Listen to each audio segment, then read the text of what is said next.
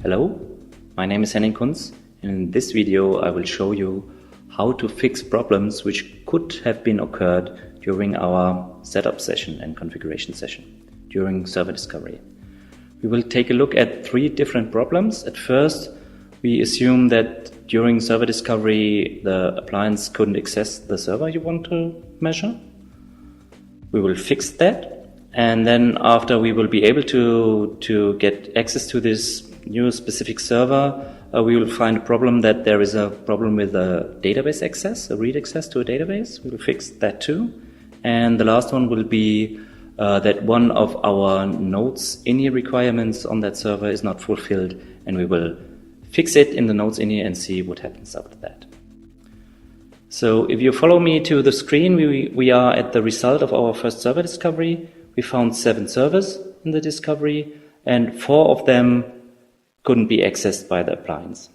And I know that Fortuna is available, but we have a DNS problem on the appliance for Fortuna, and instead of fixing this DNS problem directly in DNS, we could go to the appliance, open up the Notes client, fix the DNS problem directly on the clients by creating a local connection document, and then if we are able to access the server with the Notes client, we can go back to the appliance and check if everything is working. So therefore we have to go to the appliance itself and log in with our well-known credentials, config.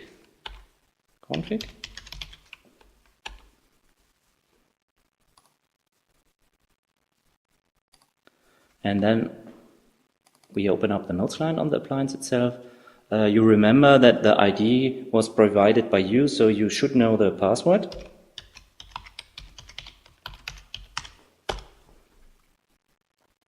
That's the Notes client directly on the appliance. And if I prove it, I could try to open up Fortuna from here.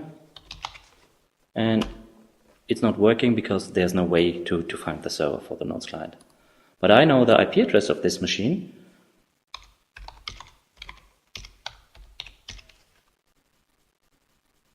And I can access it. And now the client created a local connection document, and it should be visible for the appliance. That's all we have to do to fix this connection problem. We can close the client, go directly back to the appliance, but we see now the result of the server discovery. To take a look at all the problems we have a second screen, and we will go to that screen under a different URL. It's sys, and within sys it's under servers. This is the same table, but with some more columns. We will come to that in a later moment. And we see this is the server Fortuna, and we should have access now to this machine. This is a static table, so if I want to check again, I check that server and perform a check. And after the check, we see now we have access to the server, but we have a next problem. And if we take a look at the column header, this is log access. So that means we are not able to access the log file on that specific server. This is an ACL problem, and this has to be fixed on the Notes client directly. So we switch to the Notes client. We are already on the right server, Fortuna. I go to Files and take a look at the ACL of the log file. There is no special entry for our ID. And give that reader, this is a user, and it gets reader access. So, problem solved on this machine. I can go back to the appliance, back to Fortuna, perform a check, and it's away. The third problem I want to fix is a problem with a notes.ini value. We have some requirements for the servers which have to be fulfilled, and we could check those fulfillments, and if there's an error, we will fix that. During the server discovery, we only check access to databases.